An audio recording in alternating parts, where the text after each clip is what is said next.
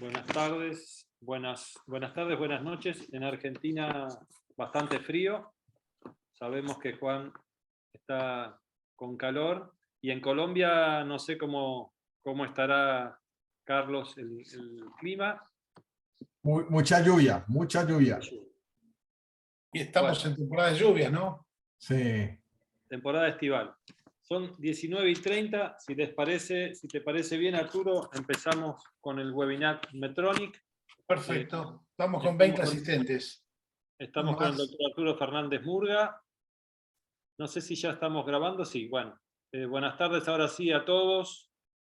Buenas tardes al panel, a los presentadores. Muchas gracias por estar. Muchas gracias a Medtronic por auspiciar este webinar de angioplastia coronaria en tronco de coronaria izquierda. Tenemos un panel de expertos muy importante. Está el doctor Aníbal Damonte, el doctor Rubén Piraíno, el doctor Omar Santaera, el doctor Ernesto Torresani y el doctor Juan Gaspar en nuestro panel de expertos para los comentarios. Y el doctor Arturo Fernández Murga, que lo tenemos en la mesa en la coordinación. Arturo, si vos querés empezar con la presentación del primer caso y del doctor Uribe. Buenas tardes a todos. Es un placer presentar al doctor Carlos Uribe. Es un cardiólogo intervencionista reconocido de Colombia, Medellín, director del Club Latinoamericano de Bifurcación, Latam Bif Solasi, profesor asociado de la Universidad CES, Uninavarra, Medellín, Colombia, quien nos va a disertar en estos próximos 15 minutos sobre angioplastia del tronco coronario izquierdo, cómo evitar complicaciones. Doctor Uribe, estamos atentos a su presentación cuando usted quiera. Perfecto, muchísimas gracias. Muy amables por invitarme. De verdad que estoy muy contento aquí poder compartir con amigos, colegas de Argentina. Para mí es un honor poder estar aquí con ustedes. Hoy voy a tratarles de llevar un tópico muy interesante que es cómo evitar las complicaciones del tronco principal izquierdo, que es uno de los grandes retos que tenemos como cardiólogos intervencionistas hoy en día, someternos o estar enfrentados ante lesiones complejas del tronco principal izquierdo y poder llevar avante el caso y llevar nuestro paciente adelante sin ninguna complicación.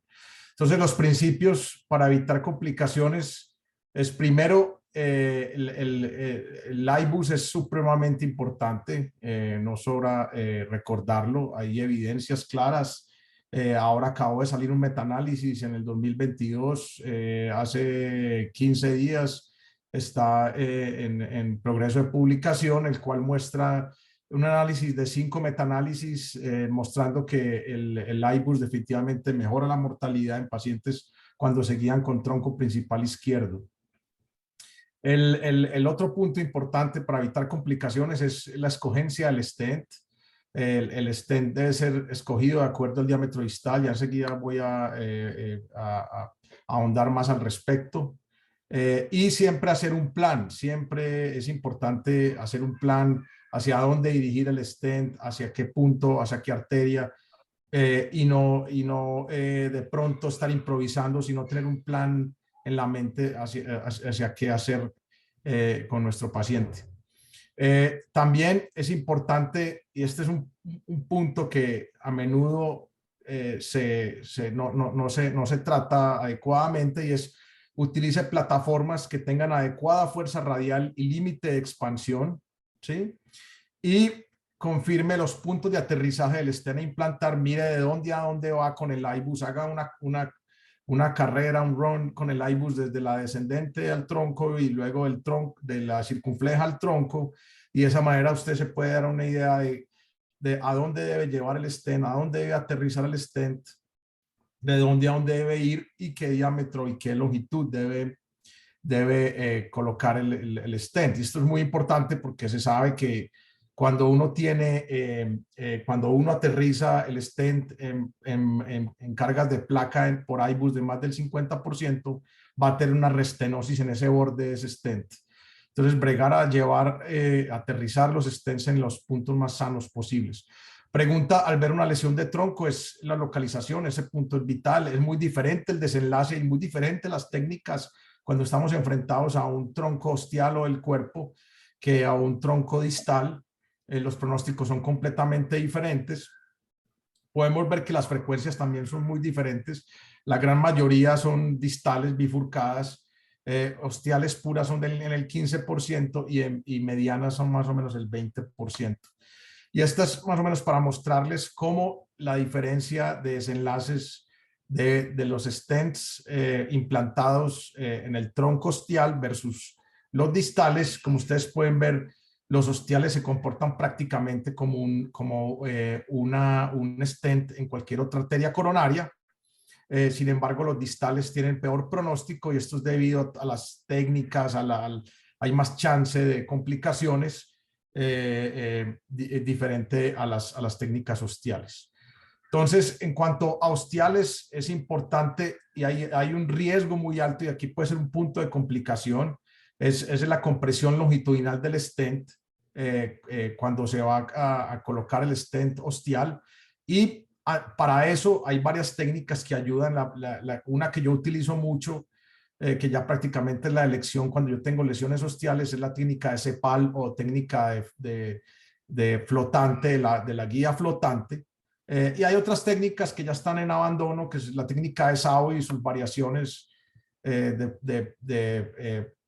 flow petal que llaman. Este es, por ejemplo, un caso que les estoy mostrando, la guía, la floating wire que llaman, o la guía flotante en la aorta, y aquí estamos colocando el stent. Entonces, con esta guía flotante me permite que el catéter guía no interaccione tanto con el tronco y con el stent, y de esa manera sea mucho más precisa primero, y segundo, evita que una vez implantado, este stent no esté entrando y metiéndose constantemente, lo que puede hacer que los bordes del stent se puedan acortar y crear esa distorsión longitudinal que es muy importante que no ocurra porque puede ser una fuente de restenosis. Entonces ya vemos que este es también un punto importante a tener en cuenta.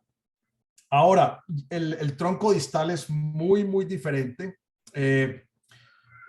Incluso es diferente también a la hora, difiere en cuanto a las bifurcaciones no tronco, en cuanto a que la seguridad es lo primordial cuando vamos a enfrentarnos al tronco distal. Recuerden que si perdemos una rama lateral, que en este caso la mayoría de las veces es la circunfleja, si perdemos 100% la circunfleja, mientras vamos a rescatarla, podemos perder el paciente, el paciente puede perderse en la sala. Entonces, quizás por eso este es un punto que es de primordial importancia a la hora de enfrentarse a un tronco principal izquierdo, que es diferente a una bifurcación no tronco. Y por eso siempre, si uno cree que la rama lateral se va a perder, es mejor entrar de una vez con técnica de 2 stent, como ustedes pueden ver en este flujograma, y este flujograma fue traído de las consensos del European Bifurcation Club, y ustedes pueden ver que la primera pregunta que se le hace es, mire si tiene riesgo de perder la rama lateral. Si usted tiene riesgo de perder la rama lateral, usted puede irse por Deca Crush o puede hacer un invertido, un provisional invertido y terminar, dependiendo de cómo tenga la rama principal, en un culón invertido, un TAP o un T-stent electivo. Mientras que si usted no tiene riesgo de perder la rama lateral, que en este caso sería la circunfleja, puede irse simplemente con una técnica provisional en la rama principal y ya ir actuando de acuerdo a cómo va quedando la rama lateral. Entonces, para resumir, es muy importante esa primera pregunta que se debe hacer: ¿qué tan riesgoso cree usted que se le puede ir la rama lateral? ¿Qué tanto riesgo tiene? ¿Sí? Y si tiene ese riesgo, predilatar con balones de tamaño menor, por ejemplo, como la estrategia de Manuel Pani y de Francesco Ursota, predilatar con balones de mucho más baja, de menos diámetro. De esa manera usted tiene menos chance de que a la hora de colocar el stent se le vaya a ir la rama. Y de todos modos, obviamente si usted cree que es muy alto el riesgo y no quiere arriesgarse, más bien empiece con técnica de 2 stents de entrada. Esa parte es supremamente importante. Entonces, ¿cuándo ir con 2 stents? La primera pregunta que ya vimos, ¿usted cree que se le va a ir la rama? ¿Sí? 2, cuando tenga una lesión de más de 10 milímetros en la rama lateral, ¿sí? Es decir, que sea una lesión compleja. Ya hablamos es de compleja y de simple. Cuando es más de 10 milímetros, la lesión es más de longitud, más de 10 milímetros en la rama lateral, hablamos de compleja, y cuando es menos de 10 milímetros es simple. O cuando también, otro punto muy importante es cuando usted crea que el acceso a la rama lateral es muy difícil, esas grandes circunflejas muy anguladas, enfrentadas la una a la otra con la descendente anterior, de muy difícil acceso. En ese caso es mejor que usted vaya de una vez con 2 stents o se vaya con una estrategia provisional invertida, ¿cierto? O sea, colocar un stent hacia la rama lateral como primera opción. Otro punto importante es cuando usted tenga alto compromiso de riesgo de la rama lateral, cuando sean ángulos muy extremos, cuando sean menos de 45 grados o más de 70 grados, en ese caso tiene más riesgo de comprometerse la rama. O también cuando en IBUS usted vea que tenga una carga de placa muy alta que haga que se desplace la placa y se pueda comprometer la rama. Es también importante tener la anatomía en cuenta. El culot no es muy bueno para ángulos mayores de 70 grados, eso es muy importante. Cuando son ángulos de más de 70 grados, el culot está demostrado que tiene más problema en la posición en los vértices extremos. Hay más problemas de aposición. Y lo mismo, si hay mucha diferencia entre las 2 ramas, también el culot no va bien. A ese respecto, el Deca Crush es mucho más versátil a la hora de empezar con 2 stents. Tiene más tolerancia con la diferencia de las ramas y tiene más tolerancia también con los ángulos muy abiertos. Entonces, ¿hay alguna mejora, alguna técnica mejor entre Deca Crush y provisional? La ventaja del provisional es que, y esto es muy importante, esta primera premisa, en realidad no es una técnica como tal, es una filosofía de tratamiento, como dice el EBC. Es decir, usted empieza con un stent, pero rápidamente puede cambiar a 2 stents y terminar con un TAP o terminar con un culot fácilmente. Entonces, por eso no es una técnica como tal, sino una filosofía de tratamiento. Otro punto es que la provisional es más versátil, va desde lo simple o lo complejo, es más fácil de ejecutar, estamos ampliamente enseñados a ella. Hay menos metal también que técnica de 2 stents. Tiene la ventaja de su progresividad. Es la técnica más utilizada en bifurcaciones. 2/3 partes, tenga en cuenta que 2/3 partes de las bifurcaciones de tronco se realizan con técnica provisional según las estadísticas del EBC. No todas es muy importante, no todos los troncos es igual a Deca Crush. Es igual de buena para lesiones simples de tronco que el Deca Crush, que eso ya lo vimos en el estudio EBC Main, y eso es muy importante que quede claro. Para lesiones simples de menos de 10 milímetros le va igual de bien, según el estudio EBC Main, le va igual de bien a utilizar una técnica provisional que a una técnica de Deca Crush. Desventajas de la provisional, que este es un problema complejo, y es que hay un momento donde potencialmente se puede perder la rama, no hay control de la rama lateral. Definitivamente hay un momento donde se pierde potencialmente la rama lateral, y eso es muy importante en el tronco principal izquierdo, donde la seguridad es supremamente importante. En bifurcaciones complejas, definidas como de más de 10 milímetros, definitivamente de la rama lateral, de lesión de la rama lateral, definitivamente la evidencia favorece el Deca Crush, la técnica de Deca Crush contra la provisional. Y sin embargo, con respecto en esta técnica, no hay una evidencia como tal.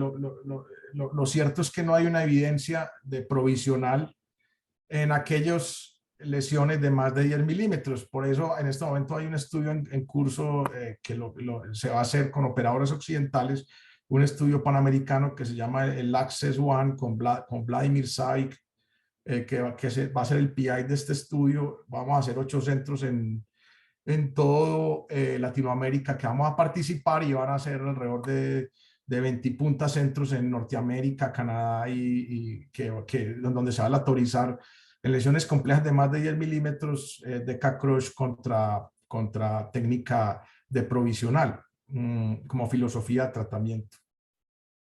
Un punto que es malo en el provisional es definitivamente la neocarina, que puede quedar con el TAP. No le gusta a uno esa neocarina, ¿sí? O también que puede existir áreas de no cobertura. Cuando uno no hace un TAP bueno, puede quedar un vértice que no queda bien, y eso puede ser una fuente de restenosis. Entonces, dependiendo de la protrusión, eso también es un punto que no gusta, que no tiene tanto control como el DK-Crush. El DK-Crush tiene más control de ese vértice. La ventaja del DK-Crush es la reina de las técnicas cuando se trata de dos stents. Definitivamente desde el comienzo tiene evidencia aplastante y contundente con los estudios DK-Crush. Es el estudio aleatorizado más grande de la historia de bifurcaciones. Se mantiene el acceso y control de las dos ramas todo el tiempo, algo clave en tronco principal izquierdo, sobre todo en lesiones complejas y con alto grado de comprometerse la rama lateral. Y de las técnicas de dos stents es la más tolerante con la anatomía, como ya habíamos hablado. No depende tanto de los ángulos como el culot, y no depende del mismatch de las ramas, como habíamos dicho, el culot. Y definitivamente en lesiones complejas del tronco principal izquierdo es el standard of care hoy en día. Desventajas del DK-Crush: no es tan versátil, más metal, compleja de realizar, es muy difícil, o sea, no es tan simple como creemos. Si se hace como no se debe hacer, una complicación de un DK-Crush es una pesadilla. Se crean unas distorsiones muy difíciles de sortear, entonces es una técnica que requiere ser muy metódico. Es más fácil cometer errores. Y una crítica al estudio de DK-Crush 5, que esa es una crítica en general que hemos tenido todos, pues los que hemos visto el DK-Crush 5, es que efectivamente son solo operadores asiáticos. Recuerden que estos operadores en China trabajan en hospitales con un volumen supremamente alto, donde todo el tiempo están sometidos a hacer técnica de DK-Crush, altamente entrenados, ¿sí? En cuanto al estudio de DK-Crush 5, definitivamente este estudio mostró que, y esa es una crítica, que el provisional está destinado a fallar. Sobre todo van a ver enseguida, debido a que este estudio de DK-Crush 5, las lesiones que se escogieron fueron lesiones muy complejas de 16 milímetros la media, o sea, lesiones de más de 10 milímetros, en donde ya sabemos que el provisional no va bien con lesiones de más de 10 milímetros. A nadie le cabe en la cabeza que uno, teniendo una rama lateral, una circunfleja difusamente enferma de 16 milímetros, vaya a ir uno con un provisional. En ese caso uno está pensando es más de ir con técnica de dos stents de entrada. Entonces probablemente el DK-Crush 5 fue un estudio diseñado para que fallara el provisional, por así decirlo. Y solo el 47% de stents, se colocó stents en la rama lateral en el brazo de provisional. Eso habla de que en realidad en estas lesiones muy complejas de la rama lateral solo se intervino en el 50%, y la mayoría se dejaron solo con balón y con resultados que no fueron tan buenos. Entonces, en realidad, el DK-Crush 5 fue un estudio que, una de las críticas es que es un estudio diseñado para que fallara la técnica provisional. Sin embargo, podemos decir que lo bonito es que podemos, en Latinoamérica, podemos coger lo mejor de estos dos mundos, entre el mundo asiático y el mundo europeo, y podemos decir que son técnicas complementarias, no compiten. Para lesiones simples, váyase con provisional, y para lesiones complejas, váyase con DK-Crush, definidas como de más o menos de 10 milímetros. Estos son como los algoritmos. El algoritmo que siendo uno, siguiéndolo bien, pues tiene menos chances de complicarse. Y la primera pregunta es si es más de 10 milímetros o menos de 10 milímetros, para definir si es compleja o simple. Si es simple, es mejor provisional. Si es compleja, más de irse con dos stents de entrada, con técnica de ECA-Crush, ojalá, porque está a favor pues la evidencia. Sin embargo, Culot también es una buena técnica, siguiendo las reglas con ángulos de menos de 70, que no tenga mucho mismatch entre las ramas, también pues no es descabellado también, y también le va muy bien cuando se siguen estas reglas.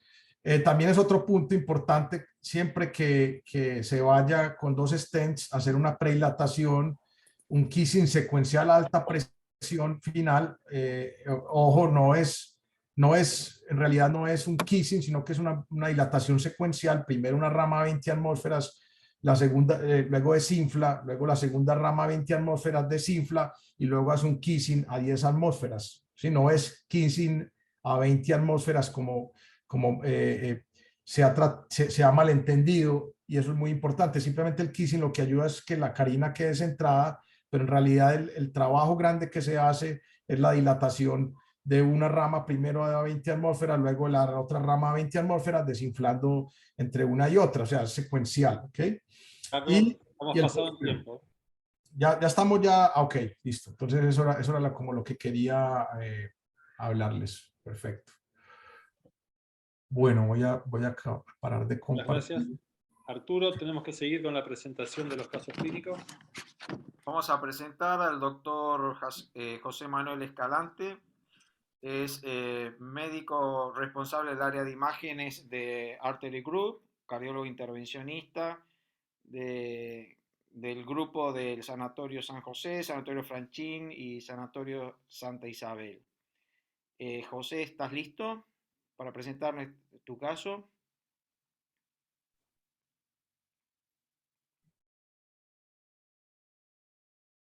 Con el micrófono silenciado, José. Está muteado, José. ¿Ahí me escuchan?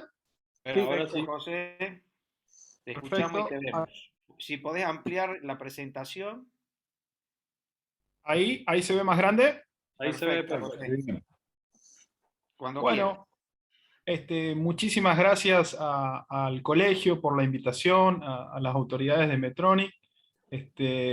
Viendo todos los participantes, creo que sumamos más de 1000 años de hemodinamistas, así que es un halago tener panelistas y comentadores con vasta experiencia.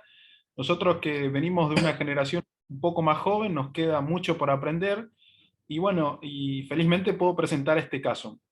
Este caso está en inglés, pido disculpa por eso, pero cuando lo hicimos, esta complicación la presentamos afuera y estuvo nominada a premio. Infelizmente no lo ganó, pero pareció interesante mostrarla, así que la voy a compartir con ustedes.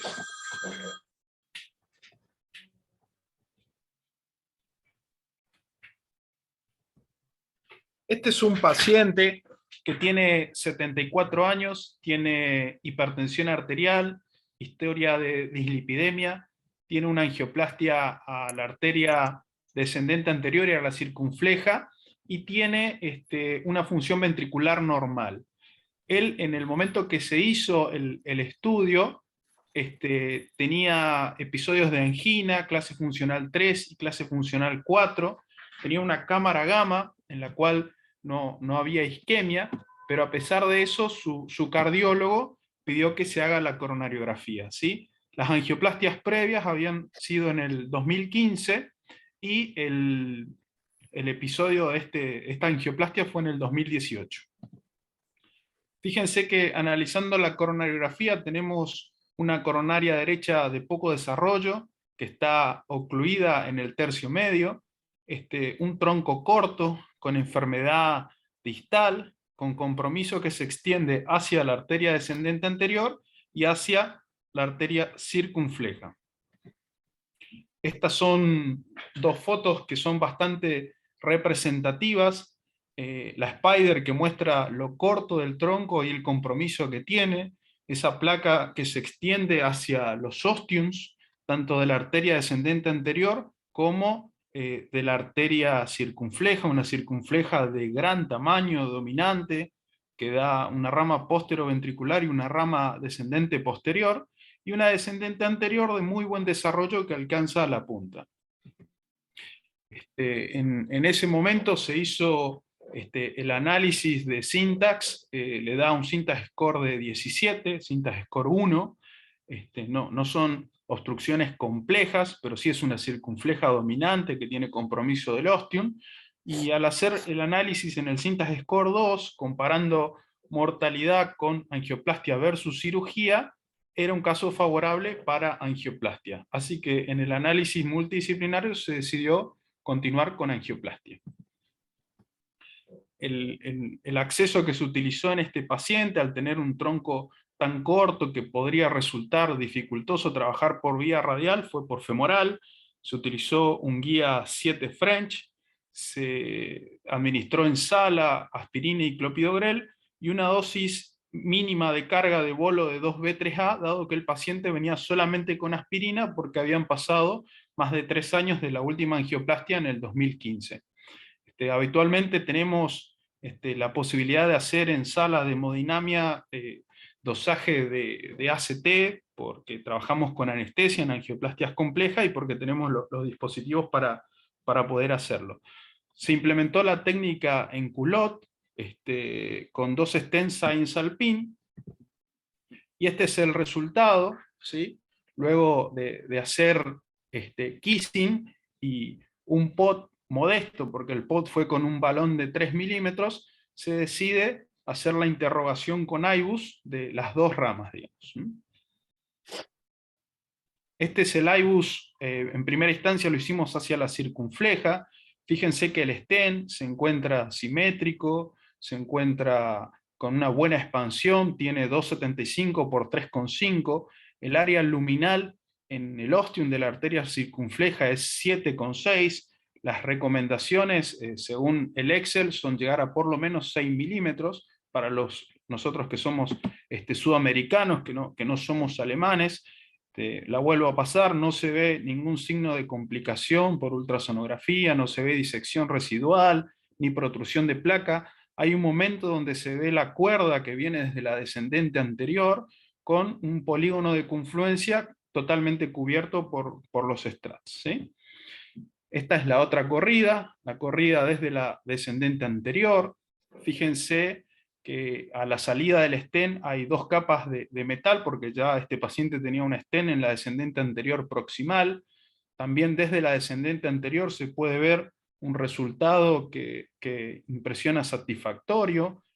Tenemos en el ostium de la descendente anterior 7 milímetros .2 cuadrados, 2,78 por 3 por 4, y en el cuerpo de un tronco que es muy corto, 9 milímetros, y si somos más papistas que el Papa, según las recomendaciones del Excel, sería un resultado que nos tendría que dejar tranquilos. Después de haber implementado el culot, tener el paciente estable en sala, decidimos retirar el catéter de IBUS, manteniendo las 2 cuerdas en las coronarias, y vamos a hacer una angiografía final para ver qué pasa después de pasar el ultrasonido, como bien comentó el doctor Uribe, que sería una muy buena práctica hoy en día.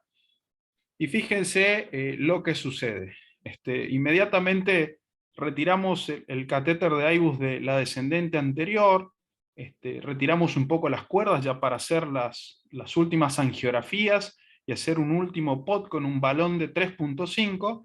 Tenemos esa imagen que se empieza a trombosar el tronco distal, con pedazos de trombo orientándose hacia la descendente anterior y hacia la circunfleja, en un paciente que había ingresado con angina inestable y que tiene una circunfleja dominante. Si perdemos la circunfleja, probablemente el paciente pueda deteriorarse hemodinámicamente y perder la vida, ¿no? La verdad que bueno, este caso, cada vez que lo veo lo recuerdo, lo tengo muy presente. Tenemos una base de datos donde seguimos todos los troncos, y hemos hecho una publicación el año pasado en la revista de la SAC con el grupo liderado por el doctor Leguizamón y el doctor Chambré. En ese momento nos planteamos varias cosas: si el efecto de haber pasado el ultrasonido había sido responsable de esa in-stent trombosis tan rápida, si el paciente era resistente al clopidogrel y a pesar de haber hecho un bolo de 2B3A fue un tratamiento insuficiente. Hoy por hoy, 4 años después, seguramente esta angioplastia la hubiéramos hecho con prasugrel o con ticagrelor. En ese momento los Stent Science, Alpine, tenían publicación ya hecha y evidencia de que podían ser utilizados en este tipo de bifurcaciones. Todavía no existía el Nobel ni el Excel. Así que bueno, varios interrogantes se vinieron a la cabeza en ese momento. Volvimos a cargar con heparina al paciente, volvimos a hacer una CT, le dimos una nueva dosis de 2B3A, y aparte de eso lo rotamos en sala a ticagrelor porque el paciente estaba estable y estaba despierto, en ningún momento tuvo compromiso hemodinámico. Luego lo que se procedió a hacer fue un nuevo kissing, o sea, se volvieron a pasar 2 balones y se volvió a realizar otro POP para tratar de fragmentar todos esos coágulos que se habían formado.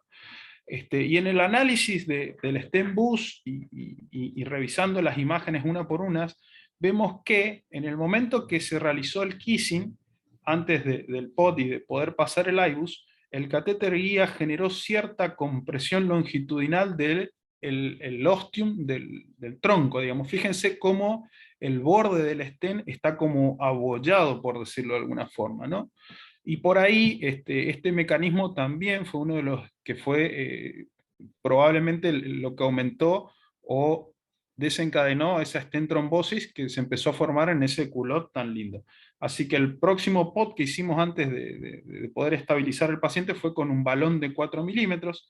Y fíjense cómo haciendo el POT hacia la circunfleja, después de haber hecho el kissing, el recrucen, pudimos ordenar o poner ese borde de stent en forma más simétrica y más prolija, y el paciente, bueno, finalmente tuvo su angiografía 30 minutos después de este POT, con un muy buen resultado, con flujo TIMI3, podría decirse, como solemos decir, que ni se enteró lo que había pasado. Así que tuvimos un susto con suerte, por decirlo de alguna forma. El paciente anduvo muy bien, está en la base de seguimiento, ya lleva 4 años sin volver con restenosis, probablemente por haber tenido stents de ese tipo, de Science en ese momento era tal vez lo mejor que teníamos, y comparando los BUS, fíjense cómo realmente esa deformación longitudinal era importante, las celdas del stent se veían como comprimidas, y el hecho de tener 2 capas de metal en un culot por ahí fue uno también de los factores que pudo ayudar a que se forme trombo tan rápido. Bueno, como consideraciones finales, nunca subestimar una intervención.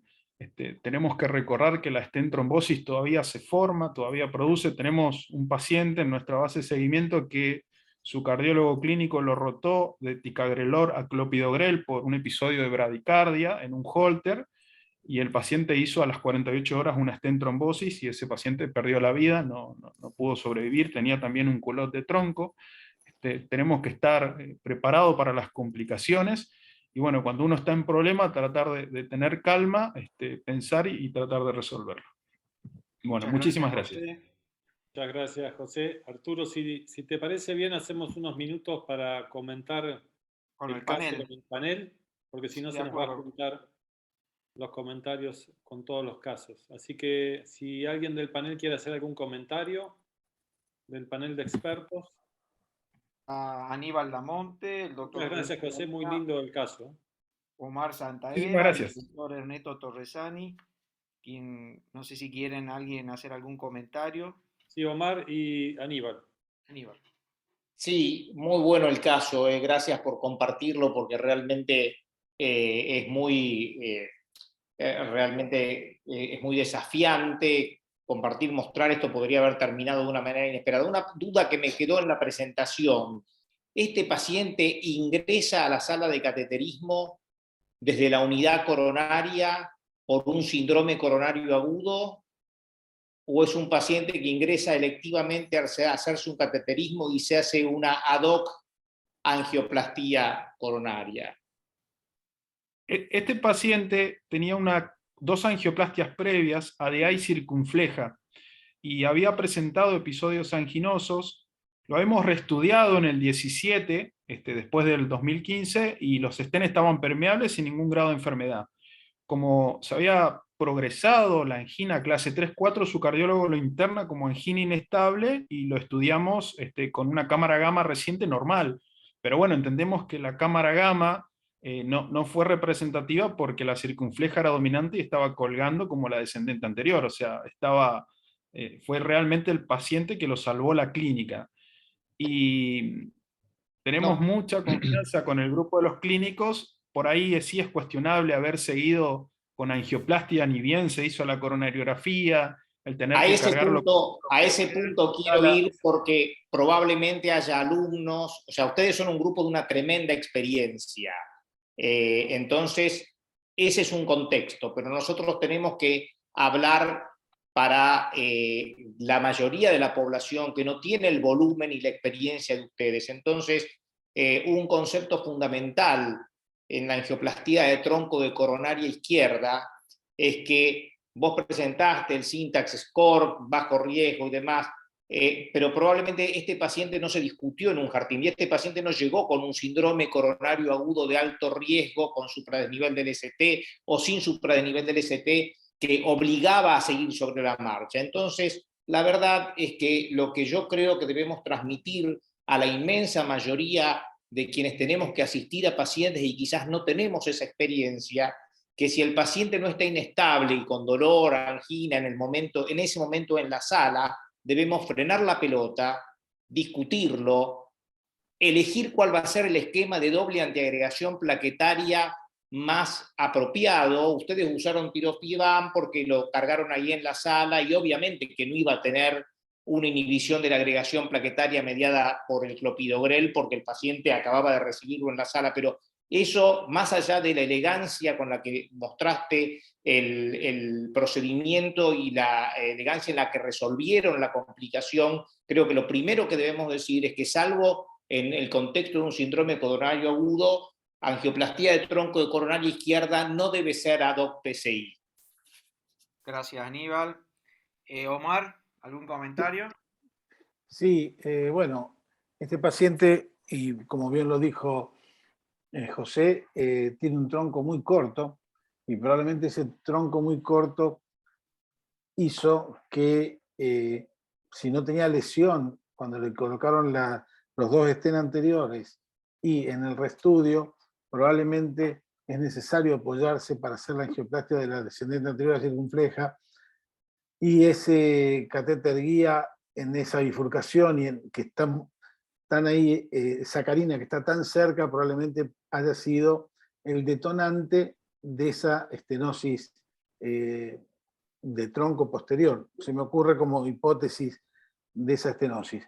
Y por otro lado, en una lesión de tronco tan corto, donde si bien técnicamente quedó muy bien, hay mucho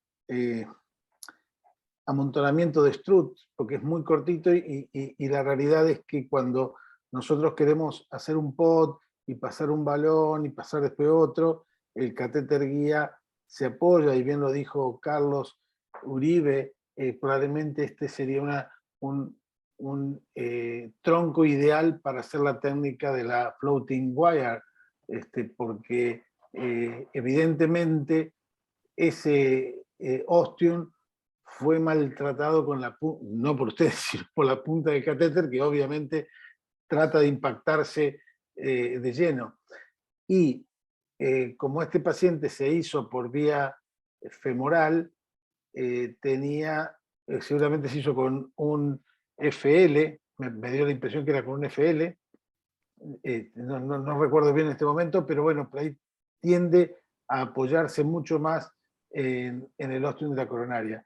Creo que, como dijo Aníbal, hay que tener precaución en este tipo de pacientes y probablemente antiagregarlos antes y esperar, aunque sea 20 minutos, media hora, con un antiagregante de rápido efecto como el ticagrelol probablemente, para que tenga un buen resultado. De todas maneras, la resolución es excelente y se pudo ver bien la experiencia de ustedes. Néstor. No, yo quería hacer un comentario chiquito en cuanto a que dijo Escalante que la cámara gamma era normal. A mí me parece que en los troncos lo que pasa muchas veces es que la cámara gamma es homogéneamente isquémica y entonces a veces confunde con una cámara gamma normal, pero no es normal. Evidentemente, con semejante lesión de tronco, seguro que no era normal. Dependía del médico especialista en medicina nuclear vislumbrar esa semejante lesión que tenía el paciente. Con respecto al tratamiento, me pareció excelente. La complicación seguro estuvo vinculada sobre todo a un problema rheológico. Habrá que ver la anticoagulación, cómo obró, y seguramente, como dijo Escalante, el abollamiento del ostium con el catéter influyó, porque después con el despliegue final eso quedó muy bien. Con respecto al uso de ticagrelor, yo creo que uno tiene que usarlo de manera convencional, en bolo e infusión según peso. Y si yo no entendí mal, tirofiban, perdón. Y si no entendí mal, vos dijiste que le hicieron un poquito, o bien no sé qué dosis. Me parece que el concepto es que si uno va a usar tirofiban, lo tiene que usar en bolo de infusión según peso. Me parece que esa es la forma más apropiada de implementar su uso. Eso solo. Después, bueno, felicitaciones, porque a pesar de la complicación, la resolución fue excelente, y según vos contaste, la evolución es muy buena. José, ¿algo que quieras comentar? No, agradecer todos los comentarios con referencia a lo que dijo el doctor Damonte.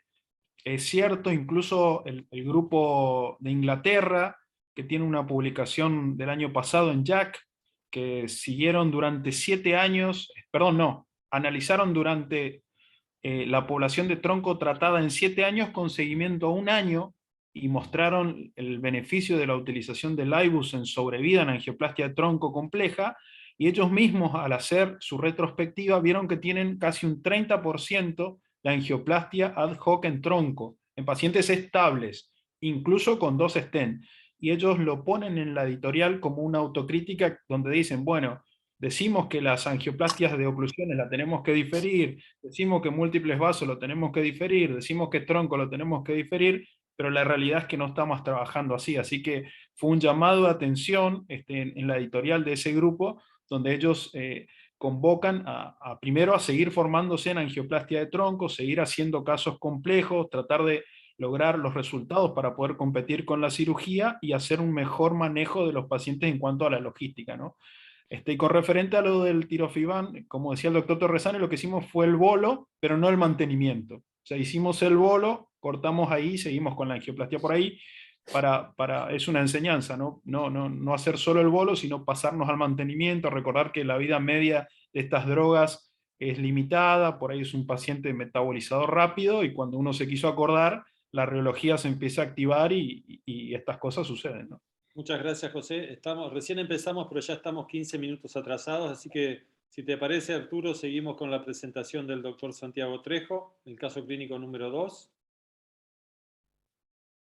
Santiago Trejo es médico cardiólogo intervencionista, staff de la clínica privada Vélez Arfield y del Sanatorio Francés Córdoba. Santiago, ¿estás preparado?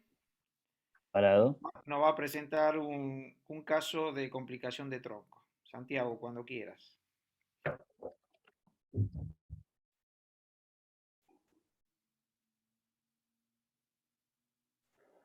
Bueno, buenas tardes. Ante todo, muchas gracias al ICASI, al comité organizador y a Medtronic por la invitación y poder compartir este caso, que a nosotros la idea era compartirlo para aprender y poder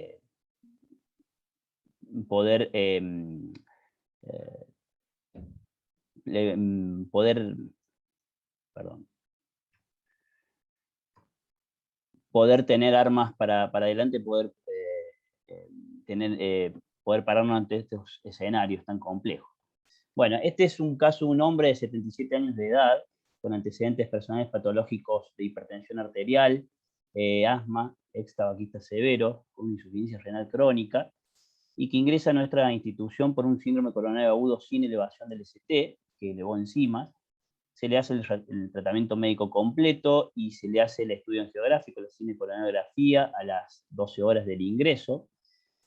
Como ven, en esta imagen tiene en la coronaria derecha, en un oblicuo anterior izquierda, una lesión significativa a nivel proximal.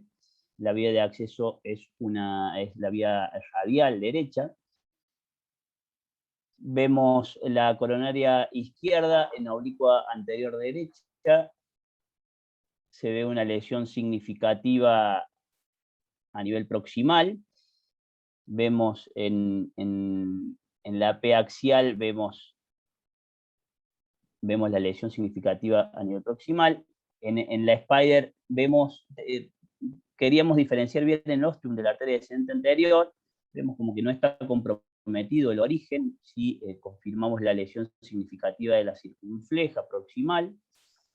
Bueno, ante esta situación, un paciente de riesgo moderado alto quirúrgico, en la evaluación con el equipo cardíaco, tenemos un score syntax calculado bajo, se opta por la opción endovascular, una angioplastia en 2 etapas.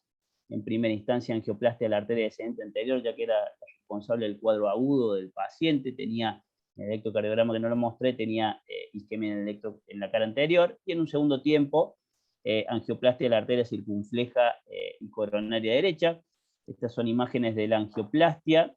Estamos la misma vía de acceso radial, con un catéter guía extravascular 6 French. Predilatamos la lesión con un balón 275, y posicionamos el stent en la proyección en la P axial. Estamos conformes en la posición distal, y en la Spider para posicionar posicionarlo proximalmente al stent. Estamos conformes con la posición que obtenemos. Bueno, hacemos la angioplastia con un stent liberador de drogas 3524,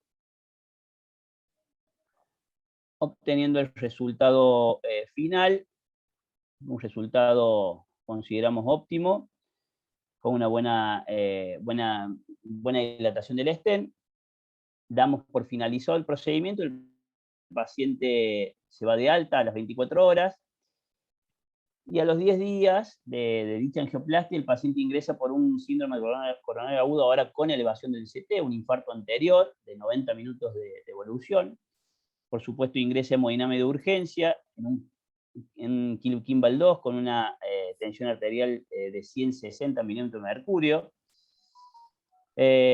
Usamos el mismo acceso, radial 6 French. Rápidamente controlamos la derecha, que estaba exactamente igual al estudio previo. Y cuando hacemos la angiografía de la coronaria izquierda, confirmamos o determinamos la trombosis intraestent de la arteria descendente anterior. En ese momento tenemos un poco de dificultad para avanzar una guía floppy, 014. Decidimos ir con una guía hidrófila, tipo PT2, y tenemos la desdicha de que se nos corta la punta de la guía. Bueno, visto y considerando el cuadro clínico del paciente, procuramos tratar de revascularizar la arteria descendente anterior. Pasamos una segunda guía, logramos la revascularización de la arteria, y un poco para tratar de cubrir el ostium, pensando y razonando de que no estaba cubriendo el ostium con el stent previamente implantado 10 días atrás, implantamos un segundo stent 3.5x16, stent con droga. Lo vemos que se dilata bien, y vemos cómo la punta de la guía se migra hacia la arteria circunfleja, como lo ven acá. Entonces, bueno, con el resultado final ahí, decidimos, bueno, definimos qué hacer con la guía en la circunfleja en este sector. Entonces, el paciente con una cierta estabilidad y mejoría clínica, decimos, bueno, cómo continuar tras el resultado angiográfico final aceptable y la punta de la guía desprendida en la circunfleja. Bueno, en ese momento con mi compañero decimos finalizar el procedimiento. La segunda opción era intentar capturar la punta de la guía con un lazo, teniendo en cuenta el perfil del lazo y demás. dijimos va a ser bastante dificultoso avanzar con el mismo, entonces lo que dijimos fue, bueno, tratemos la arteria circunfleja y dejemos la guía atrapada con el stent. Bueno, nos decidimos por esa tercera opción.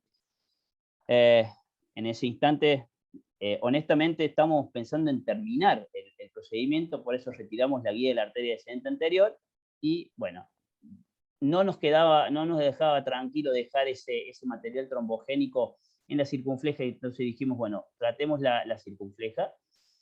Pasamos un balón de bajo perfil, dilatamos, y en ese momento queremos, para preparar la placa, queremos pasar un balón un poco más grande, y vemos cómo, van a notar acá, cómo se distorsiona el stent ostial de la DA implantado previamente.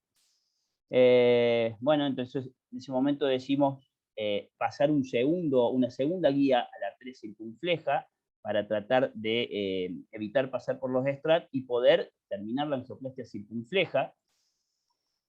En ese momento, al pasar la guía, ahí vemos que se vuelve a trombosar la arteria descendente anterior, el paciente de nuevo hemodinámicamente inestable. Por todos los medios tratamos de avanzar y repermeabilizar nuevamente la arteria descendente anterior. En ese paso y avance de la guía hacia la descendente anterior, perdemos la guía de la arteria circunfleja. Volvemos a abrir la arteria descendente anterior, volvemos a obtener flujo ahí, pero se empieza a tapar la arteria circunfleja previamente dilatada. Rápidamente pasamos una segunda guía a la circunfleja, con éxito, con suerte, pudimos repermeabilizarlo rápidamente.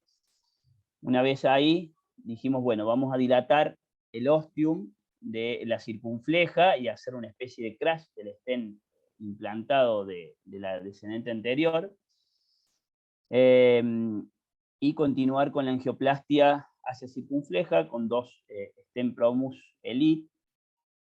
Y sinceramente quisimos terminar con un kissing balloon final, y obviamente el Safe French no nos permitió pasar los balones simultáneamente. Terminamos con una dilatación con balón del stent de la arteria descendente anterior, con el resultado angiográfico que podemos ver acá. Quedamos relativamente conformes con el resultado angiográfico y la mejoría clínica del paciente. El paciente se le fue paulatinamente el dolor, mejoró clínicamente y hemodinámicamente. Dijimos, terminemos esto porque nos parecía que estábamos en la mejor situación de la noche. El paciente se fue de la sala sin dolor, se trasladó a unidad coronaria y luego de 2 horas del procedimiento, súbitamente el paciente presenta una disociación electromecánica con un paro cardíaco, constatándose el óbito. Bueno, un poco presentar este caso era porque inicialmente no fue un tronco, inicialmente no se programó como un tronco, como una DEA proximal, y termina siendo una emergencia con una trombosis subaguda ostial intrastent de la arteria descendente anterior, transformándose en un tronco y sin poder, al no pensarlo como un tronco, no poder quizá darle una terapéutica adecuada para esto. Bueno, muchas gracias. Muchas gracias, Santiago. Si te parece, Arturo, invitamos a Juan y a Rubén Piraíno. Juan Gaspar, si nos estás escuchando, si querés hacer un comentario, Rubén. Sí, realmente complicación tras complicación, digamos, obviamente a nadie le gusta tener este tipo de desenlace, pero me parece que la madre de todos los males fue el tema de la trombosis, ¿no? de este paciente. La trombosis fue lo que desencadenó la oclusión trombótica primera, la trombosis fue lo que desencadenó después la segunda oclusión trombótica y la tercera de la arteria circunfleja. Yo la verdad que no presté atención o no recuerdo bien el esquema de antiagregación con el cual se fue el paciente. Y no Estaba sé con si aspirina y clopidogrel. Claro. 77 años. Claro. Estaba al límite de poder utilizar prasugrel y demás. Sí, sí. El clopidogrel tiene hasta un 40% de resistencia, ¿no?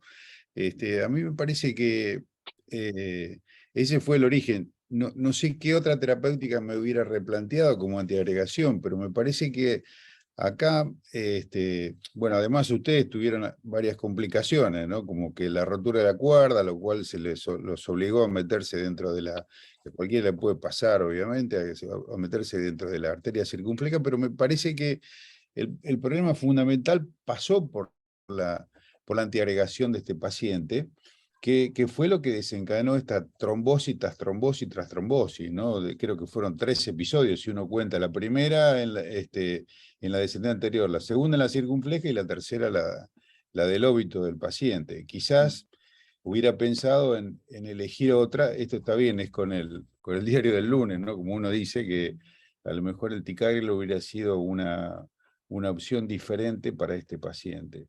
Después el tema de resolución mecánico, yo, bueno, ante la cuerda rota también hubiera pensado en hacer lo mismo que hicieron ustedes, y el hecho de estar reperfundiendo un territorio trombótico, que sé que al final se me va a estar retrombosando, bueno, a lo mejor hubiera pensado en tener algún otro tipo de solución antitrombótica.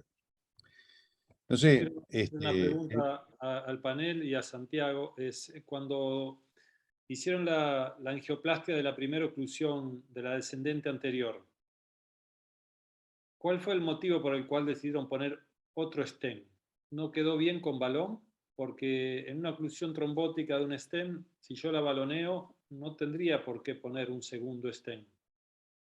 Porque en la primera angioplastia pensamos que no estábamos cubriendo bien el ostium de la arteria descendente anterior. Y como en el diagnóstico siempre nos quedó, era un tronco difícil de abrirlo, difícil de ver bien el ostium, tenía un nacimiento inclusive en la primera angioplastia, teníamos la memoria de haber maniobrado un poco porque tenía un nacimiento un poco acodado. Entonces, eso nos hizo pensar de que no estábamos cubriendo el stent, el ostium, y quizá eso era la génesis de la trombosis. Entonces dijimos implantar un segundo stent, tratando de cubrir el ostium un poquito más previa a la primera angioplastia. Ese fue el motivo de implantar un segundo stent. Sí, habitualmente, en principio, las trombosis no ponemos un segundo stent. Sí. Gracias. ¿Algún comentario del panel? Sí, yo quisiera hacer un comentario. A mí me parece que si se trata de una lesión de ostium de la descendente anterior u ostium de la circunfleja, el stent tiene que ir hacia el tronco. Es la única manera, me parece a mí, de que quede óptimo. Si no, siempre queda más o menos, salvo excepciones. En este caso particular, se trataba de una trifurcación, si yo no vi mal la película, donde nacía la descendente anterior, la circunfleja y un ramos.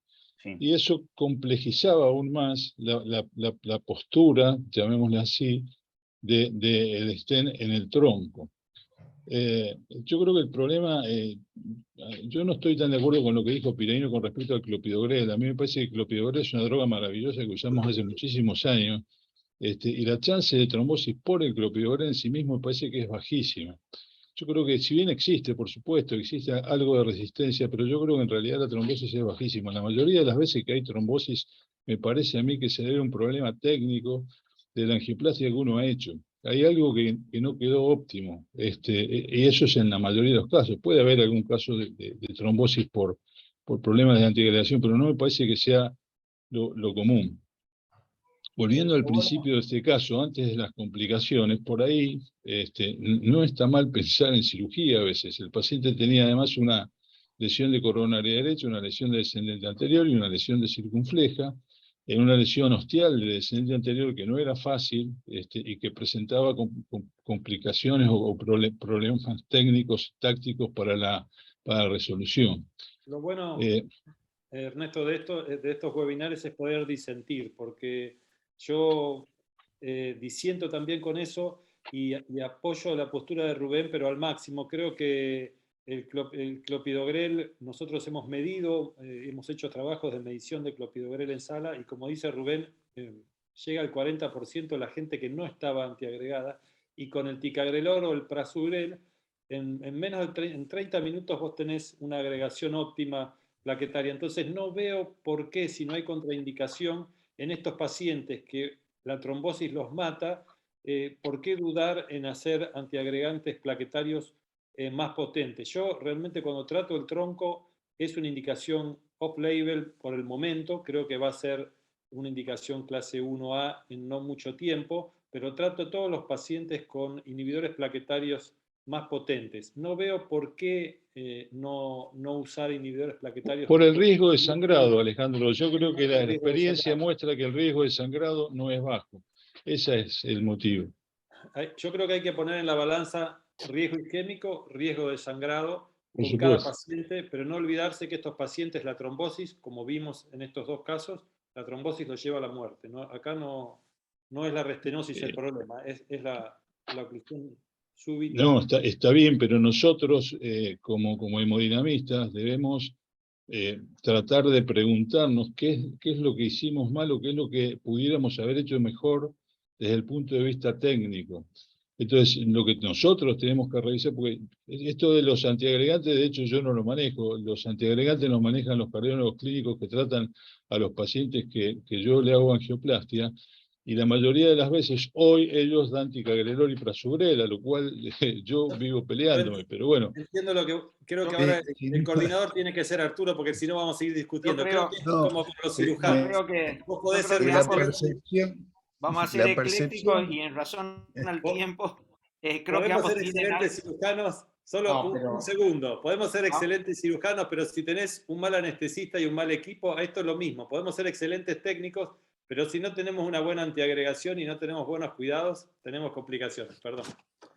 Sí, pero no hay que dejar de, Alejandro, no hay que dejar de tener en cuenta que la principal causa de trombosis, sobre todo hiperaguda, como en este caso, hay que pensar no tanto en la antiagregación, sino en cuestiones técnicas. Sin duda. Cortito, Aníbal, vi que levantar la mano. Sí, gracias Arturo. Por eso yo quiero volver a que nuestra realidad es que no disponemos en todos los laboratorios de ultrasonido intracoronario, pero si hay una situación clínica en la cual que si lo disponemos, lo tenemos que usar es una trombosis aguda o subaguda del stent sobre todo, porque nos va a permitir entender que probablemente, como dijo recién Arturo, más allá de lo que discutamos del esquema de antiagregación plaquetaria, hay alguna cuestión mecánica que fuera causa de esto y nos va a permitir resolverlo más rápidamente. Y lo último, la cuerda perdida es lo que menos me hubiera preocupado. Todos hemos visto históricamente hasta los stents coils de la época inicial, cómo se desarmaban después de posdilatarlos con balones no complacientes y quedaban ahí. Y la verdad es que sería lo que menos me preocupaba y fue una instrumentación más que quizás también haya agregado. Pero si uno dispone de IBUS, una de las indicaciones fundamentales es ayudar a resolver esto. Si uno no lo dispone, tiene que hacer lo que mejor pueda. Si uno no dispone de IBUS y encima tiene una mala antiagregación, eso es una complicación más todavía. Por supuesto que sí, pero quería enfatizar la necesidad de que si lo tenés que ir a lo mecánico primero, que seguramente sea la causa principal de esa trombosis subaguda. Perdón Pero lo mecánico, vamos a continuar. Lo mecánico tiene un timing, ¿no? Lo mecánico aparece inmediatamente dentro de los primeros días, las primeras horas. Acá la oclusión, no sé cuánto tiempo pasó desde la primera angioplastia hasta la oclusión de la descendente anterior. Me parece que había pasado un tiempo. 10 días. ¿no? Tan 10 inmediato, días. ¿no? 10 días. Bueno, puede ser. Dentro de la primera semana es donde aparecen los problemas mecánicos, que como para que uno lo piense. No obstante, en esta época de sensaciones, como dice el gobierno, yo creo que tengo una sensación inversa. Me parece que, volviendo al tema de la antiagregación, y esto ya en el campo de lo teórico, ¿no? Del caso práctico de este caso, de esta presentación clínica, me parece que los problemas trombóticos, los problemas hemorrágicos que dan los antiagregantes no son tan frecuentes, digamos, por eso un poco lo que decía Ernesto, que son muy frecuentes el sangrado. No lo veo tan frecuente, ¿no? Y en base a los números que uno tiene, sí, el que más da es prasugrel, en este caso uno no hubiera elegido el prasugrel, el que menos da es el ticagrelor, pero bueno, estamos en un intríngulis, en donde si fue el tema de la antiagregación o si fue el tema de lo mecánico. Obviamente la respuesta no la vamos a tener en este caso, pero bueno, hubo mucha evidencia de trombosis tras trombosis, ¿no? Hubo 3 episodios trombóticos. Por eso yo me inclinaba a decir esto. No, nadie puede descartar el tema mecánico, pero bueno, estamos en la época de sensaciones. Por eso yo dije antes que si me parecía algo de tema de trombóticos, de agregación. Gracias, Rubén. Gracias, Rubén. Vamos a continuar, ¿te parece, Alejandro? Sí, que Lo vamos a presentar al doctor Carlos Fava, conocido por todos ustedes, staff del Servicio de Cardiología de la Fundación Favaloro, docente de la carrera de la Universidad Favaloro y miembro del colegio. Carlos.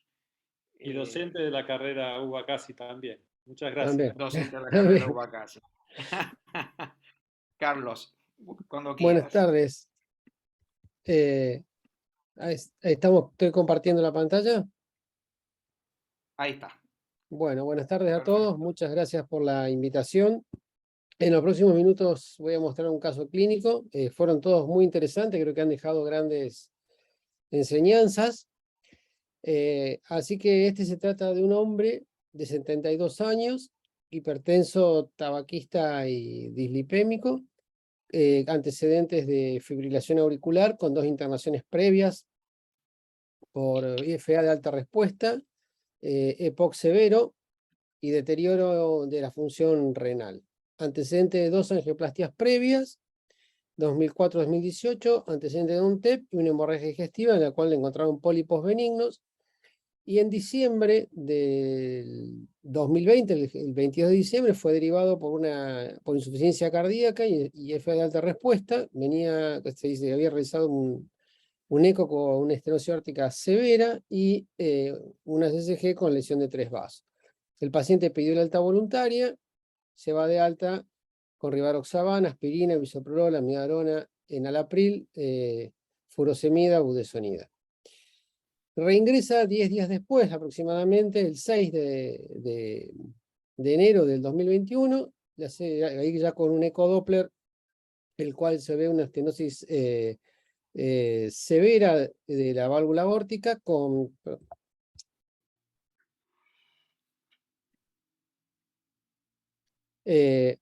una fracción de eyección del 38%, gradientes 40 y 20, una velocidad de 3.8, y un BD que también ya estaba con algo de deterioro, con hipertensión pulmonar. Esto ya hablaba que, en cierta forma, la estenosis aórtica severa tenía impacto en el del lado derecho. Acá vemos la coronariografía, que tiene una lesión en la coronaria derecha, con un stent que está con una restenosis leve, con una lesión en la bifurcación a nivel de la DP, lesión en el ramo AB, una lesión en el tronco de la coronaria izquierda. También hay una obstrucción, acá no se alcanza a ver también, pero y calcificada de la lateral alta y de la circunfleja y de la parte proximal y algo, digamos, ostial de la DA. Se hicieron los scores quirúrgicos, el cual es alto, el SINTAC nos da un 44 cuando uno toma todas las lesiones, un Euroscore de 16 y un STS de 7 con un alto riesgo también de morbimortalidades y de estadía prolongada en el hospital. Por ese motivo se reúne el Heart Team del hospital.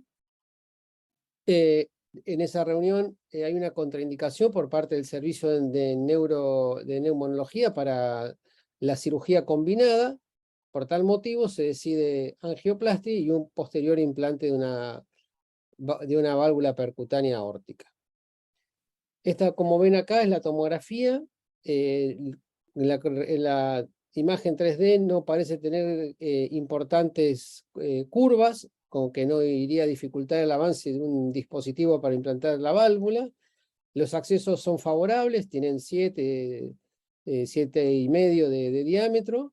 Las arterias, la altura de las coronarias también están bien para el implante del TAVI, 12 para la derecha, 13 para la izquierda.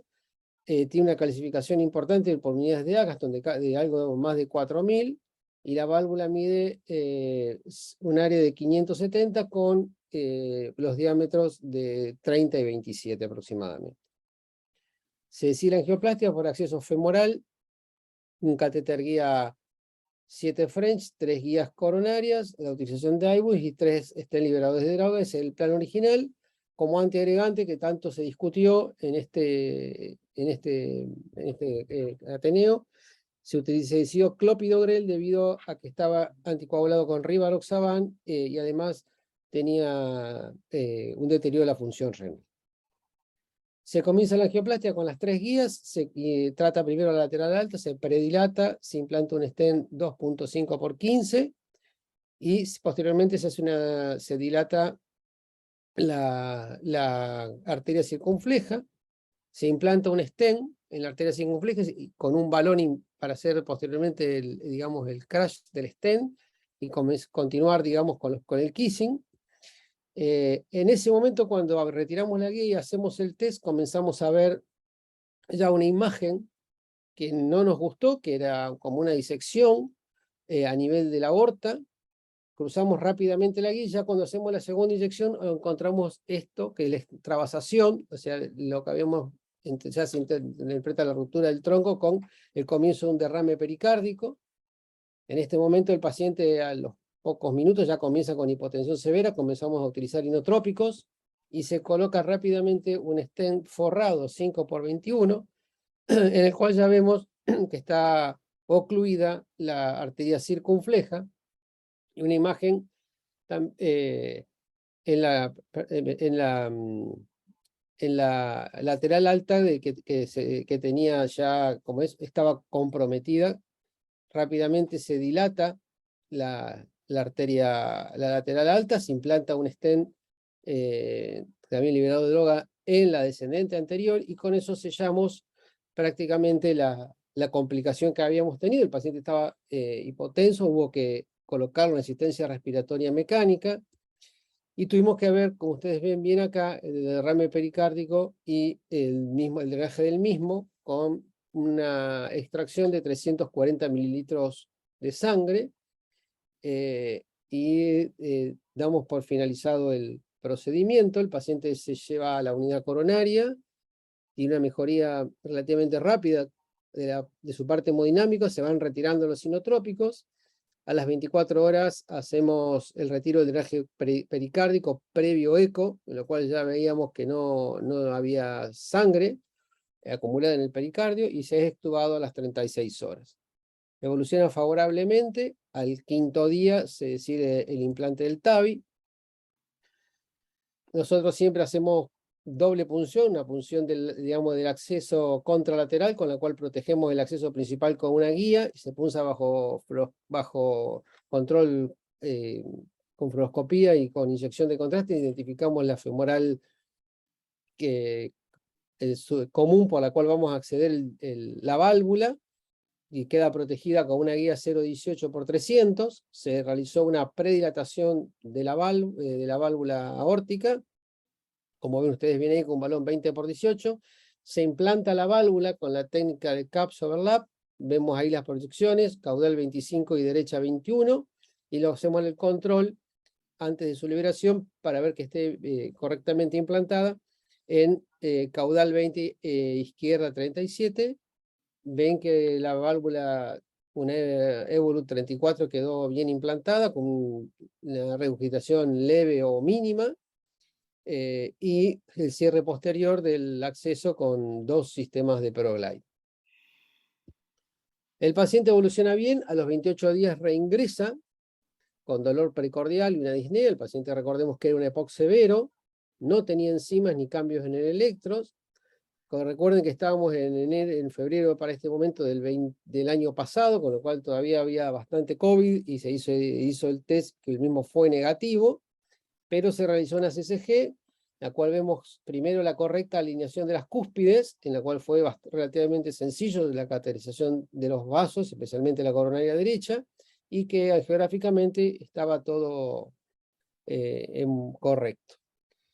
Entonces, como conclusión que podemos tener, y más de este caso como de los casos de las complicaciones, que cada vez tratamos pacientes más complejos, que el calcio continúa siendo un gran desafío en nuestras angioplastias.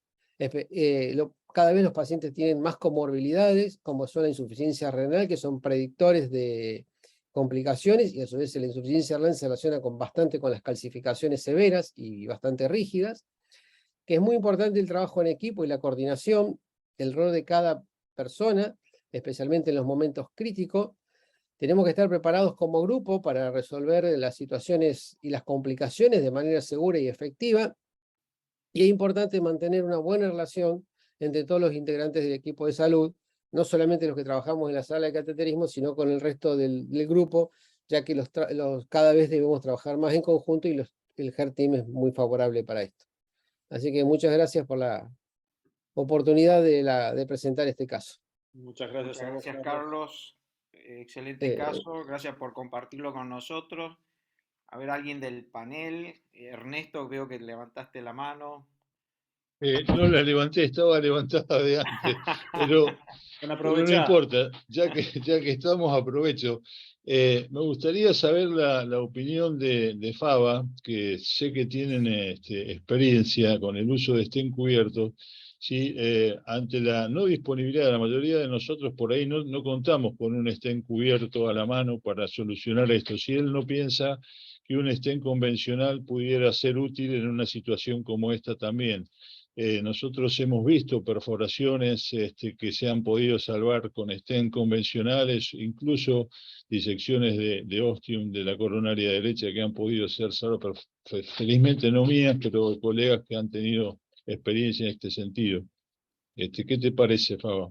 No, sí, estoy totalmente de acuerdo. Es la opción, vamos en primera opción, sacando este caso, es en un segmento medio de cualquier arteria o proximal, primero inflar un balón, 1 minuto, 2, a ver si sella, y si eso no ocurre, sí, utilizar un stent convencional, colocarlo y muchas veces sí termina sellando, eso es realidad. De hecho, también he visto casos que utilizaron 2 stents de más para poder sellarlo.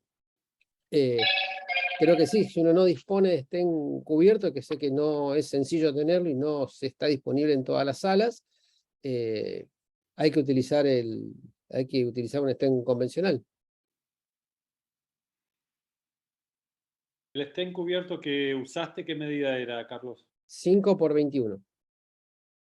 Por 21. Era lo que teníamos, digamos, en tamaño grande en ese momento. Tampoco tenemos tantas medidas, es decir, tenemos dos.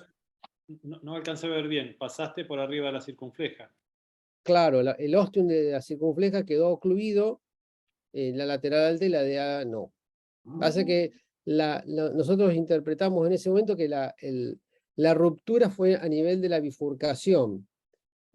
Lo que se notó fue que cuando dilatamos la DA para crashear los stents, para aplastar los stents, el balón se infló de una forma un poco diferente a lo que vemos siempre. Fue algo bastante sutil. Cuando se testeó y vimos la primera extravasación pequeña, ya sabíamos que algo más estaba pasando y no era solamente eso. No les daba anatómicamente para llegar a hacer un kissing stent forrado. Se podría haber hecho, lo que pasa es que en el momento uno a veces tiene que resolver La vida al paciente. y de la manera más efectiva o más rápida que está pensando. Cuando uno lo mira para atrás, a lo mejor se podría haber hecho otras cosas, sí, es real eso. Es real. Igual si hubiese ocurrido la otra rama. Todavía, discúlpame Ernesto, Carlos, ¿estás con nosotros todavía, Carlos Uribe? Correcto. Algunas reflexiones de los casos que viste. ¿Qué nos podrías decir, Carlos? No, casos muy retadores, muy difíciles, muy complejos. Primero que todo, felicitarlos por mostrarlos. Yo creo que es importante esta sesión porque mostrar los casos, uno aprende muchísimo de las complicaciones, ¿cierto? De hecho, las sesiones de TCT complicaciones es la sesión que más abarrotada está. Es increíble lo que uno aprende en estos escenarios, ¿no? Yo creo que hay varios casos donde el IBUS hubiera ayudado mucho. Por ejemplo, los casos de trombosis hubiera ayudado. Yo sé que es difícil, pero sobre todo en momentos donde uno está en complicaciones. Es muy fácil decirlo ahora, pero quizás el IBUS hubiera ayudado algo, por ejemplo, en la trombosis, ¿no? Mirar a ver qué es lo que está pasando. si quedó descubierto o no, como decían, si de pronto quedó subexpandido, malaposicionado, también hubiera sido una ayuda. Con respecto a la antiagregación, yo estoy de acuerdo con lo que habían dicho. Definitivamente el clopidogrel es una molécula que va de salida, y eso lo vemos nosotros en los consensos tanto europeos como americanos. Ya prácticamente el clopidogrel es segunda opción. La primera opción son antiagregantes de alta potencia como ticagrelor y prasugrel. Y yo creo que más en el tronco todavía mucho más, es más crítico esto, ¿no?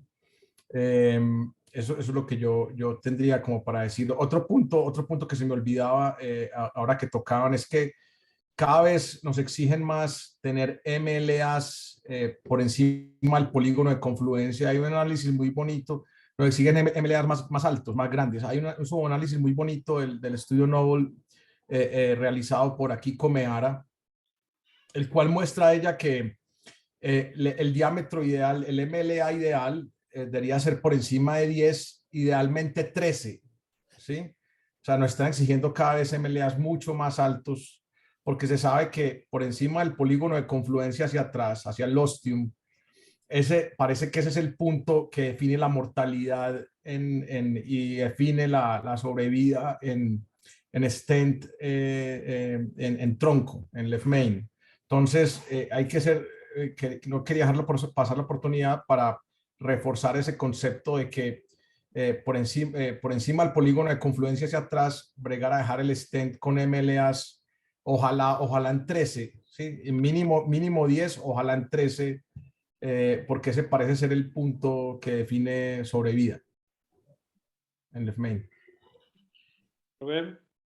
Sí, yo quería aprovechar acá la presencia del doctor Uribe y preguntarle qué opina acerca de la técnica esta de dejar enjaulada la circunfleja cuando hay una lesión simple en el medio del tronco de la coronaria izquierda, ponerle un stent hacia la descendente anterior y dejar enjaulada la circunfleja si queda con un FFAR bueno, ¿no? El tronco circunfleja. Hace unos años grande esta técnica y, bueno, quería saber tu opinión, si sos tan amable. Sí, ese es uno de los tópicos más debatidos y siempre genera mucho debate cuando uno está en los simposios, sobre todo los del EBC. Por ejemplo, hay puntos a favor y puntos en contra. Los coreanos, ustedes saben, los coreanos no hacen kissing final, o sea, simplemente colocan el stent across, que llaman ellos, o sea, colocan el stent desde el tronco hasta la descendente, digamos así, y si ven que está bueno el resultado de la circunfleja, simplemente lo dejan así. Algunos pasan el FFR y miran, pero no hacen kissing rutinario final, ¿sí? Y esto es basado, el grupo de Corea se basa en su análisis del estudio COBIS, del registro COBIS 3, en el cual muestra que el hacer kissing o pasar y hacer balón en la rama con kissing, pues eso genera más complicaciones, genera más incidencia de disecciones, y tienen curvas muy claras en el estudio COBIS que ellos lo muestran, mostrando que porque ellos no recruzan. Sin embargo, por ejemplo, el grupo del EBC, la mayoría del grupo del EBC recomiendan recruzar. Ustedes ven incluso en los consensos, recomiendan recruzar y hacer kissing. Y esto es debido, la ventaja de hacer kissing, yo particularmente hago siempre kissing.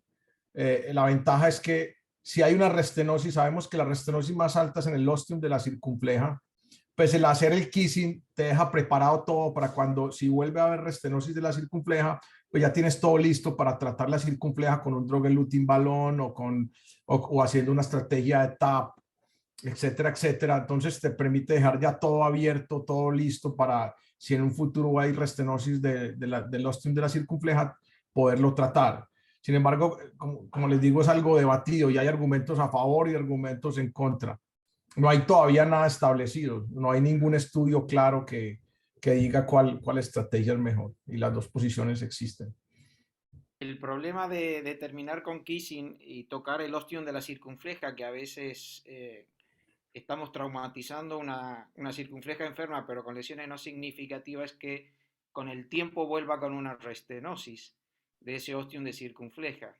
A veces el POT, hacer un buen POT sin terminar con kissing, no dañamos tanto el ostium de la circunfleja. ¿Qué reflexiones tienes, Carlos, sobre, en vez de hacer kissing, terminar con un POT agresivo en el tronco, que abrimos los estratos hacia la circunfleja, nos va a permitir en el futuro reatravesarlo sin dañar el ostium de la circunfleja?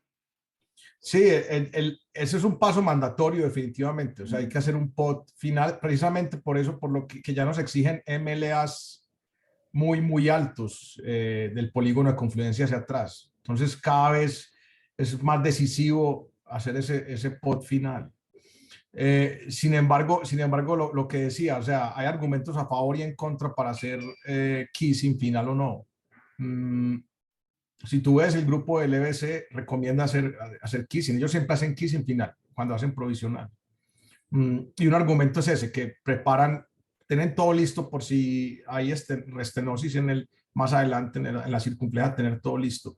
Y permitir también que los struts queden abocados al ostium de la circunfleja, lo que ayuda a mejor scaffolding, dicen ellos, pues, o mejor, y permite conseguir mejores diámetros ahí en el ostium de la circunfleja. Sin embargo, eso es un punto de amplia controversia, y como te digo, el grupo, por ejemplo, de Corea no lo hace. El grupo de Corea, basado en los registros del COVID, ellos no tocan, simplemente hacen un post final y chao, nada más.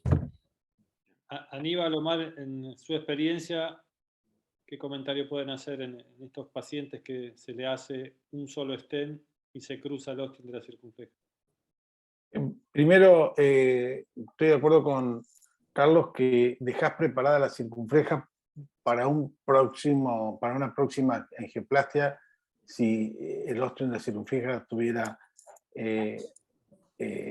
con lesiones. Y estoy de acuerdo con Arturo que tocar el ostium de la circunfleja va a producir restenosis. Por lo tanto, la verdad que yo creo que el ostium de la circunfleja está bien y le cruzo el stent a la descendente anterior como es mandatorio en algunos casos, me parece que no, a veces no lo toco, depende mucho del ángulo de la circunfleja que tenga. Si es un ángulo muy fácil de recruzar, me parece que no la toco. Esa es mi experiencia, y si no, uso muchas veces mini crashing o T-stent directamente. De hecho, que hice un tronco hace unos días y le puse un stent hacia la descendente anterior y no toqué la circunfleja, que no tenía ninguna lesión, y en un ciclista de 58 años que con esa lesión de tronco como la que mostró, creo que Santiago, si no me equivoco, la del tronco corto, ¿eras vos, Santiago? Sí, creo que No, sí. no, la mía era la de Austial. Perdón, entonces era la de Escalante. Exacto. Es muy difícil con un tronco corto hacer un POT. No sé si ustedes están de acuerdo, porque no hay balones tan chicos como para poder hacer un POT en el tronco sin comprometer el ostium de la circunfleja. Así que lo dejé directamente con el stent y le sugerí que no compita más a los 58 años en bicicleta. Nada más. Aníbal. Sí, yo creo que lo que dijo, gracias Alejandro, creo que lo que dijo Carlos Uribe, no hay una respuesta para esto y todos estamos un poco sesgados de nuestra experiencia, al no haber una respuesta de la evidencia. En general, es raro que aunque veamos angiográficamente un ostium sano, no haya algo de placa ahí y que cuando nosotros hacemos el stent crossover haya algo de pinching que nos reduce un poquito más la imagen luminal. Entonces, yendo de los inicios, uno y nosotros es lo que hacemos, tratar de cruzar por el stent más distal, por el strat más distal del stent, y hacer un kissing balloon de tal forma de lograr algo de scaffolding sobre la carina. Y de vuelta, sin ser agresivos en cuanto al diámetro del balón del side branch, pero es un sesgo que tiene uno de su práctica, y obviamente hacer eso después de haber hecho pot, kissing, pot final, pero bueno, es un sesgo, creo que no es la respuesta definitiva. Carlos Fava, ¿qué hacen ustedes en Fundación? Nosotros habitualmente, cuando hay que colocar digamos, un stent y tenemos, digamos, que ha quedado bien, habitualmente, depende de cada uno y depende cómo es la placa y demás, pero hacemos kissing muchas veces para que quede bien implantado y bien abierto la celda lateral. Y cuando usamos 2 stents, que es la otra gran discusión, en el tronco hacemos generalmente decay crash. Estamos bastante habituados a seguir todos los pasos. Cuando uno lo hace ya de manera rutinaria, digamos, no es tanto el tiempo de más que se pierde. Y facilita mucho el cruzar la guía cuando se coloca el segundo stent. Perfecto. Arturo, estamos en tiempo. Si te parece bien, no sé si está conectado Juan Gaspar, le damos unas palabras para que Gaspar pueda cerrar. Juan, si estás conectado, la verdad que fue una tarde, noche para nosotros muy, muy linda, con casos muy desafiantes y una presentación muy buena de Carlos Uribe, del doctor Uribe. ¿Estás, Juan? Si no, aprovechamos para que Juan... Alejandro, sí. hay unas preguntas bueno, en el chat.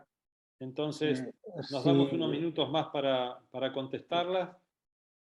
Sí, hay algunas felicitaciones. Primera pregunta de José Vicente. ¿Querés leerlas? Sí, yo las leo. De haber quedado la guía atrapada, en el caso creo que del caso de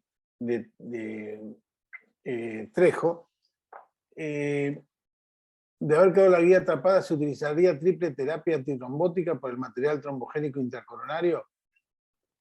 Es una pregunta que no sé si, no sé vos, Santiago, pero por ahí Carlos en este caso en particular, sí. Perdón, en este caso en particular era un paciente que está en el subgrupo de los pacientes de alto riesgo isquémico y alto riesgo de sangrado, porque era un paciente de 77 años con insuficiencia renal. Sí. Y bueno, y lesión de 3 vasos. Es un paciente en el cual está en el subgrupo de muy difícil manejo con respecto a la antiagregación. Triple esquema creo que no lo recomendaría en este tipo de pacientes. Carlos Uribe. Sí, yo estoy de acuerdo con lo que mencionaban. Yo creo que clave ahí, antiagregación de alta potencia con DAPT sería únicamente. Antiagregación dual. Perfecto. Y otra pregunta de Guillermo Molinaris. ¿Cuál es el esquema de antiagregación utilizada con stent graft en el tronco? Seguro para vos, Carlos Fava. Es una excelente pregunta. La trombogenicidad que tienen los stent cubiertos, forrados, es muy alta.